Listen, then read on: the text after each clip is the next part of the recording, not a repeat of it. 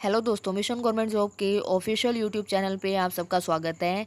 CET यानी कि common eligibility test, जो स्टूडेंट्स काफ़ी टाइम से तैयारी कर रहे हैं उनको इसके बारे में थोड़ा बहुत आइडिया होगा, लेकिन जो नए स्टूडेंट हैं जिन्होंने अभी अभी तैयारी करना शुरू किया है उन सभी को इसके बारे में पता नहीं होगा। तो इस वीडियो में जितनी चीज़ें अभी तक सामने आई है वो सारी मैं आप लोगों को बताऊँगी कि ये जो कॉमन एलिजिबिलिटी टेस्ट होता है यानी सीईटी, इसको गवर्नमेंट ने अप्रूव कर दिया है। और जैसे ही अप्रूव कर दिया है, मैंने इसका जो नोटिस है वो आप लोगों तक वीडियो के जरिए मैं आप लोगों तक बता रही हूँ। अभी तक ये 3 ऑर्गेनाइजेशन के ऊपर है, एसएससी, आईबीपीएस और आरआरबी। आरआरबी का मतलब यहाँ पे रेलवे से होगा, आईबीपीएस जो कि बैंकिंग के सारे पेपर कंडक्ट करवाता है, और एसएससी का मतलब होता है जो एसएससी के पेपर होते हैं, जैसे एसएससी सीएचएसएल और एसएससी एमटीएस, बहुत सारे एसएससी के एग्जाम होते हैं। तो अब इस सीईटी का मतलब क्या है, इसके अंदर होता क्या है? इसके अंदर सिर्फ आपका एक ही एग्ज़ाम होगा। कोई भी अगर नई चीज़ लागू होती है तो कहीं ना कहीं बेनिफिट के साथ साथ थोड़े बहुत डिसएडवांटेज भी होते हैं, लेकिन यहाँ पे इसका बहुत बड़ा बेनिफिट होने वाला है। वो सारा मैं आप लोगों को बताऊंगी कि आपको इसका बेनिफिट क्या होगा। सबसे इम्पोर्टेंट बात तो ये है कि सीईटी जो है उसके अंदर सिर्फ एक एग्ज़ाम होता है, और कहाँ कहाँ पे कैसे कैसे अप्लाई होगा वो अभी मैं आप लोगों को बताती हूँ। एक स्लाइड मैंने बनाई है, उसके ज़रिए मैं आप लोगों को समझा देती हूँ। ओके, तो ये कुछ मैंने की पॉइंट यहाँ पे लिखे हैं। इस की पॉइंट के द्वारा मैं आप लोगों को समझाती हूँ कि इसके अंदर है क्या क्या। पहले तो सीईटी की फुल फॉर्म मैंने आपको बता दी यहाँ पे, और सीईटी के अंदर सिर्फ एक ही एग्ज़ाम होगा। अब एक बात आपको ध्यान रखनी है, 3 ऑर्गेनाइजेशन है अभी इसके अंदर, लेकिन अभी तक इसके जितने भी रूल्स हैं, जो भी सिलेबस अभी नहीं आए हैं, अभी सिर्फ गवर्नमेंट की तरफ से इसको अप्रूवल मिला है। कब ये लागू हो सकता है? तो इस साल। अभी तो पेपर वर्क चल रहा है सिर्फ इसके ऊपर, और आप लोगों को पता है कि काम जो है वो स्लो ही होता है।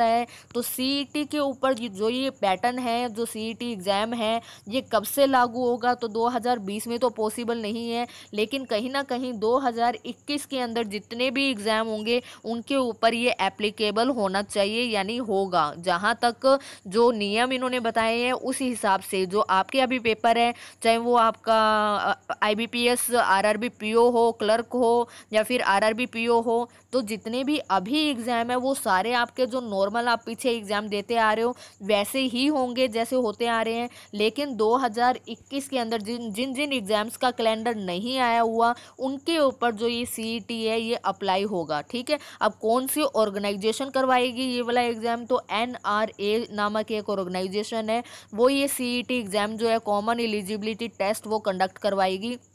और एक बात ध्यान रखनी है, एनआरए क्या होता है? जैसे एसएससी है, एसएससी अपने एग्जाम कंडक्ट करवाता है, आईबीपीएस है अपने एग्जाम कंडक्ट करवाता है, आरआरबी रेलवे की जो ऑर्गेनाइजेशन है, टीसीएस वगैरह, वो अपने एग्जाम कंडक्ट कराती है। वैसे ही ये सारी अलग अलग ऑर्गेनाइजेशन है, अलग अलग संस्थाएं हैं जो अपने अपने एग्जाम कंडक्ट कराती है। वैसे ही एनआरए भी एक ऑर्गेनाइजेशन है जो सीईटी कंडक्ट करवाएगी। अब ये बिल्कुल भी नहीं सोचना है कि एसएससी खत्म हो गया, आरआरबी खत्म हो गया, या फिर आईबीपीएस खत्म हो गया है। खत्म कुछ भी नहीं हुआ है। यहाँ पे मैं आप लोगों को बता देती हूँ, जिन जिन पेपर्स के अंदर प्री एग्जामिनेशन होता है, जिन जिन एग्जाम्स में प्री एग्जामिनेशन होता है, जैसे अगर हम बात करें बैंकिंग की, तो बैंकिंग के अंदर प्री होता है, उसके बाद मेंस होता है, और उसके बाद इंटरव्यू होता है। अगर हम और एसएससी के एग्जाम करें, जिसमें जैसे एसएससी सीजीएल आप ले लो, तो एसएससी सीजीएल के अंदर भी पहले प्री होता है, उसके बाद मेंस होता है, उसके बाद इंटरव्यू होता है। उसी प्रकार से रेलवे के अंदर भी पहले फर्स्ट राउंड होता है और फिर सेकंड राउंड होता है।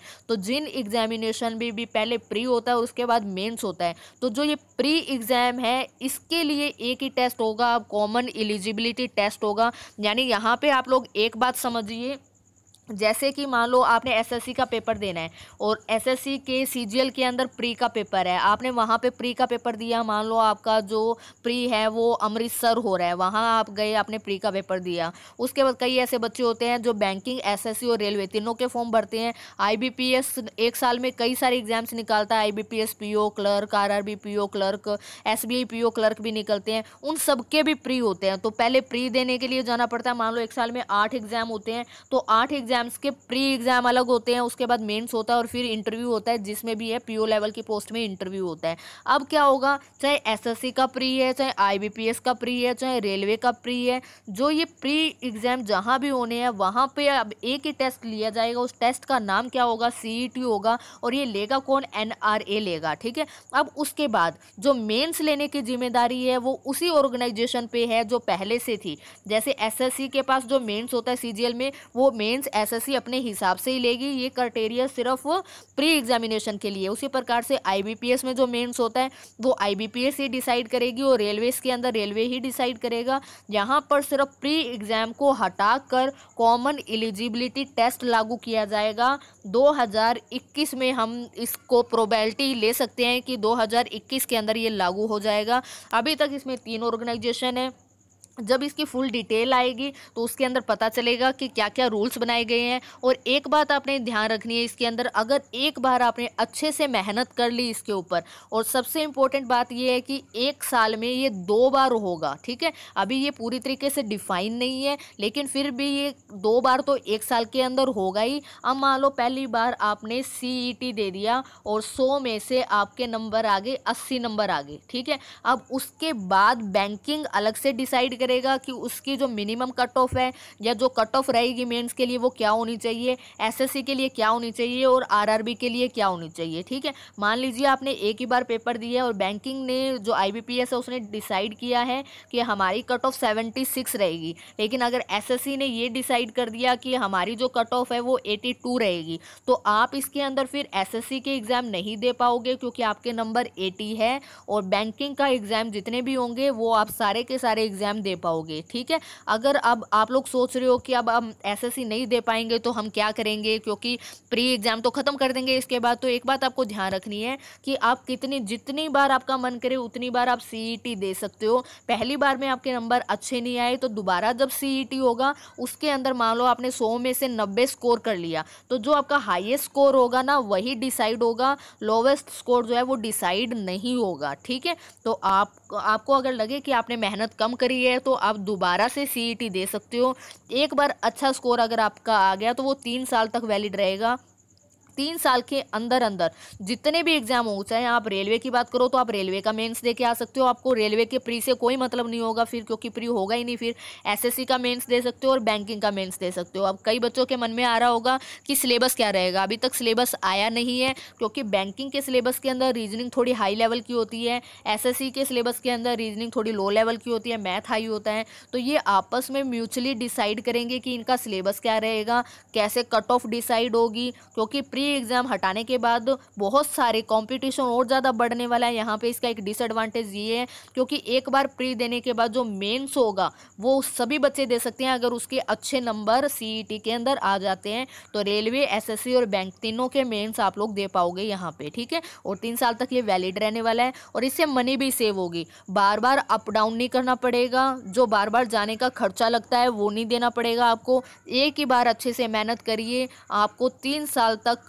पहली बात तो आपकी कोशिश यही होनी चाहिए कि जिस साल आपने क्लियर किया है उसी साल कोई ना कोई पेपर आप लोगों का क्लियर हो जाए। फिर भी यहाँ से काफ़ी सारी सेविंग होगी क्योंकि बार बार ट्रैवलिंग नहीं करनी पड़ेगी। अब कई बच्चों के दिमाग में फीस की बात आ रही होगी क्योंकि रेलवे की फ़ीस अलग है, एसएससी की फ़ीस 100 रुपये होती है लड़कों के लिए, लड़कियों के लिए बिल्कुल फ्री होता है। और बैंकिंग की फ़ीस तो बहुत हाई है, कोरोना के कारण और ज़्यादा हाई कर दी है उन्होंने। तो फ़ीस का स्ट्रक्चर भी कहीं ना कहीं तीनों आपस के अंदर डिसीजन लेंगे कि फ़ीस क्या होनी चाहिए और उसके बाद ही फ़ीस डिसाइड की जाएगी। तो यहाँ पे कहीं ना कहीं हमारी सेविंग भी होगी, आने जाने के अंदर पैसा भी बचेगा और टाइम भी बचेगा, गवर्नमेंट का भी बेनिफिट होगा।